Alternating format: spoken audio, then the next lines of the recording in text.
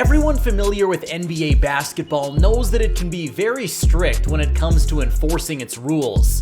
The fundamental rules of NBA basketball will for the most part remain unchanged, such as having 5 players on the court from each team, and the winner being decided by the team that scores the most points. The game, however, has evolved over the years, advocating rule changes to accommodate for unprecedented circumstances. From a player who was a walking cheat code to another who used his booty to bully players into submission. Here are some NBA athletes that impose new rules on the league. If there's anything more synonymous with Iverson than his speed and deadly crossover, it was his trend-setting oversized t-shirts, baggy jeans, and cornrows. Iverson was setting a trend that took no time for other players to follow.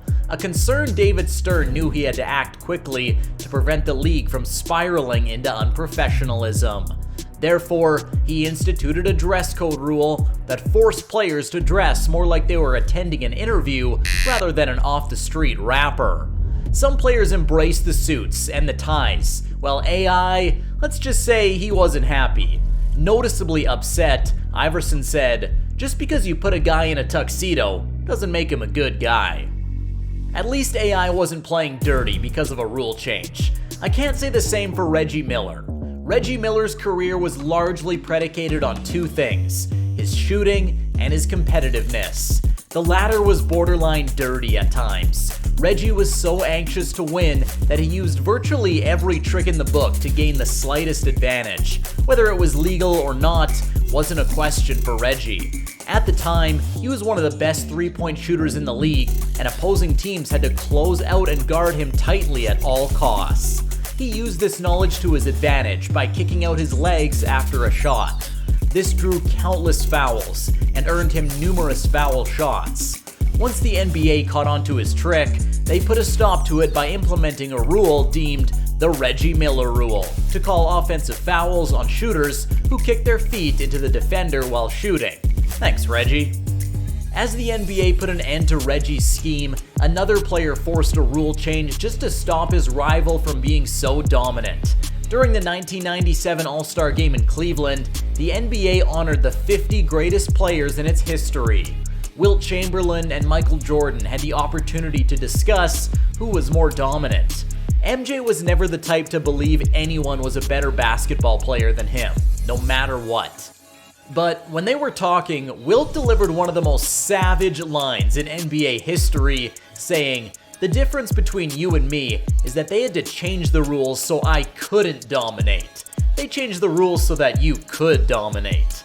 He has a point, and Jordan had no response to this. So here are some of the rule changes Wilt was talking about. Wilt Chamberlain routinely bounced free throws off the backboard to himself. He was so athletically dominant and powerful that he could always catch his own misses and put them in the basket. It was an automatic 2 points every time he got fouled, and he got fouled a lot. So the league instituted a rule that says players cannot cross the plane of the free throw line even if your feet are not touching the ground until the ball hits the rim or passes through the basket. Wilt also scored on every inbound pass. He would receive a lob pass from his teammate over the backboard. The league changed the inbound pass rules too. Offensive goaltending, which is now called basket interference, was introduced because of Wilt as well. And who could forget that the NBA widened the paint from 12 to 16 to push Chamberlain further from the basket as an attempt to make this demigod look more mortal. While one player was reduced to a mortal, another was using his booty on opposing players. Known as the round mound of rebound, Charles Barkley was one of the best post players in history. He was a menace in the shaded area, despite being undersized. It was a fascinating sight to see how a 6'5" power forward could dominate the post in that era of big men. But Sir Charles soon realized that if he ever wanted to win an MVP, he'd have to get creative, and that's exactly what he did. Barkley would often back down opposing players, sometimes using up to 20 seconds on the shot clock, just posting up before he finally took a shot. Despite the effectiveness of the move, the league just wasn't having it. With the omnipresent idea to make the game faster and more appealing to fans, David Stern and the NBA instituted a new rule which prohibited him from leaning his posterior on poor defenders. The so-called booty rule forced offensive players to take a shot or pass within 5 seconds of having the ball below the free throw line and their back to the basket. To a player like Barkley, his booty move made sense, but none of it made any sense to my man Trent Tucker. For most of his NBA career, Trent Tucker was an afterthought. In the twilight of his career, the shooting guard played the 1992-93 season with the Chicago Bulls. He contributed 17 points in the NBA Finals against the Suns. But Trent isn't remembered for sharing the court with MJ, he's remembered for fundamentally imposing a new rule. While playing for the New York Knicks in a game against the Bulls in 1990, Trent received the ball with 0.1 seconds left. He heaved it at the basket from beyond the arc and connected, giving the Knicks a 109-106 win. As expected, the entire Madison Square Garden crowd went wild, while Bulls head coach Phil Jackson went ballistic.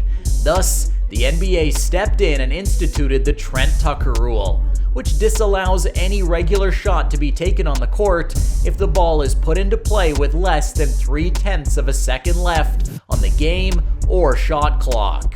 That means that if there's 0.2 or 0.1 seconds left in a quarter, that's not enough time to get a shot off before the horn.